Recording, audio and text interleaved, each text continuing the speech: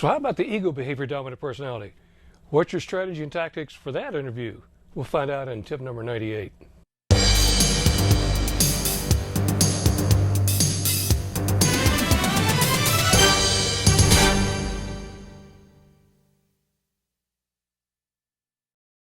Hey, welcome back again. I'm Stan Walters, of course, your host here of 101 Tips on Interviewing and Interrogation. We're up to tip number 98. This time we're going to talk about the ego behavior dominant personality. Again, as a reminder, in case you just happen to drop in here, we're looking here at the background of accumulated research from Dr. Carl Jung, from the DISC system of introverts, extroverts, organizational psychology. And remember that the three pieces that interview with greatest success, three things that the practical kinetic interview interrogation focuses on. Number one is to use a narrative-based formatted interview. Practical kinetic interview and interrogation is a narrative form because its persuasion tactics is toward information. Second piece of the puzzle was adjusting the subject's cognitive and emotional changes. We talked about that with anger, depression, denial, bargaining, and acceptance, response, reaction behaviors. Third piece is what we've been working on for the last three, and now our fourth, of the specific behavior type of the subject. Now, the ego behavior dominant personality, from what I can read in the commentaries and research in this area and from the original works of Jung, which is extremely hard to read, I'm no genius, so it takes me about 4 times to read one sentence to get what the guy's saying, okay? In some of the commentaries. This group's not very big. Now, this is a very unique personality. They tend to be, can be very charismatic, can be very dynamic, but what makes them unique is they're objective and subjective in their thinking and problem solving all at the same time. Now, everything about that's contradictory, isn't it? Well, this is a very contradictory behavior type. It's contradictory because what happens, this person will get to know everybody, will engage with everybody around them at a party at work, but not for the relationship or not for the bond of the connection, but how those people can be used and play into an ultimate goal down the road. So they become pieces of the mission, they become pawns on the table, on the board, that are to be used later. Now, this person, again, men, women, doesn't matter. There's no particular job where you see them and not see them, but you'll know these type. They're very critical of people. And they're critical in a way that they have to, they don't outdo you. They don't always have to outperform you. They've got to sabotage you. They try, and in not all cases, but again, you see a pattern, again, a trend here. They're predisposed in this particular area, okay? What their gain versus pain model is, what their gain versus pain motivation, what will it do for me and my ego? How will it make me look? And so everything is based on keeping that image of how it makes me look. They do not like criticism. They're always going to see you as beneath them as interviewer. You're never their equal. Okay? In my experience, some of the worst liars, and I don't mean like tell lots of lies, but they tell stupid lies. They tell really dumb stuff that is so blatantly obvious that everybody can pick it up, but they can convince people to dismiss it because I told you so. Don't ever offer this person any type of advice or suggestions because they don't care. If I want your advice, I'll unscrew your head, tip it upside down, and dip the crap I want out of your neck. So until that point, shut up. You mean nothing to them. Very impractical ideas. Do bizarre things sometimes under stress, really goofy stuff. There was one financial guy that he was defrauding everybody in the stock market. He'd even defraud the Vatican for $10 million.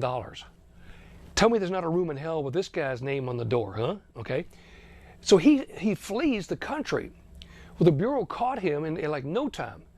But he made it easy for him. When they raided his house in Western Pennsylvania, there's his travel records online, and still his computer was on with where he transferred all the funds and money. I mean, they caught him just like that because he left this, that any simpleton crook would have cleaned up.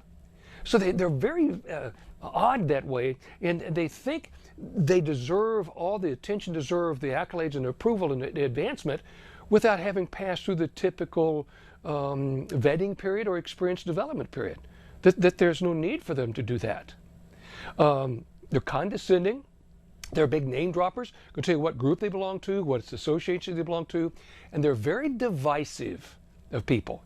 I call it my poison popsicle theory. Okay, they divide people into two very strong head-to-head camps. Okay, one over here is the popsicle poisoners. Over here is the poison popsicle eaters.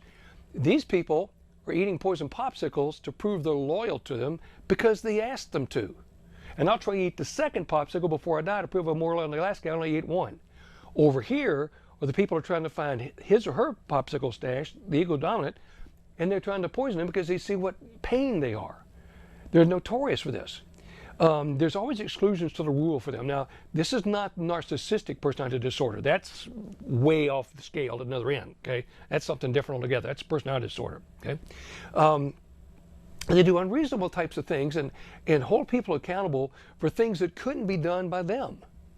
So they'll set you up. Now, as an investigator, these people can be dangerous. They don't mind going down in flames as long as they take you with them.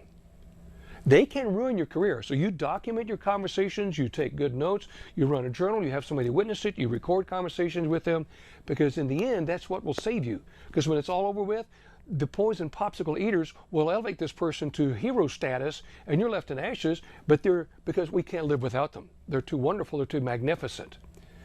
So they're really a challenge. Now, the tendency also, is my observation, is they're the first ones to run to give up everybody else. And they're the ones who probably set everybody up to get them to do it in the first place, right? Talk them into it. So they tend to be quite persuasive that way. So our interview model here, okay? The interview is an inconvenience. It's a hassle. They overstate things. They dramify a lot of things. They like to use big words, talk over your head, and make you feel like you're simpleton, that you don't really know what's going on. You don't appreciate their greatness. They think people are sabotaging, backbiting them. So there's your key. This subject you don't try to match up to.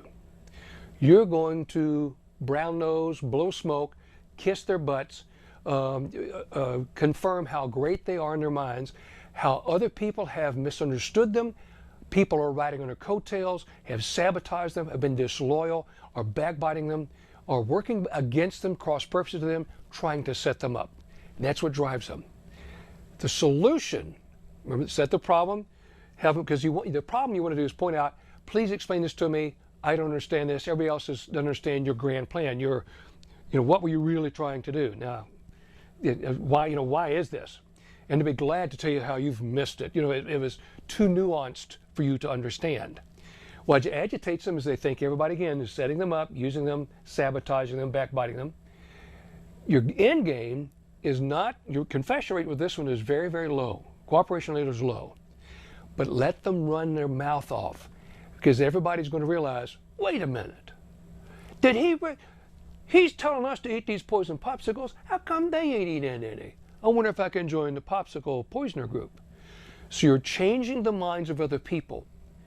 Go back and look up the little fable, The Emperor's New Clothes, the whole story about the egotistical emperor and the tailor. Go look it up and you'll see what I'm talking about. You want them to parade in front of the townspeople and the little kids are laughing going, look mama, he's naked. And that's what gets to them when they've been exposed for what they really are. Be sure to hit the like button. Please share it for me if you will. We're coming close to this session now. We've got just 3 more to go. We're going to be coming back for tip 99. So until that time, my friends, remember, be safe.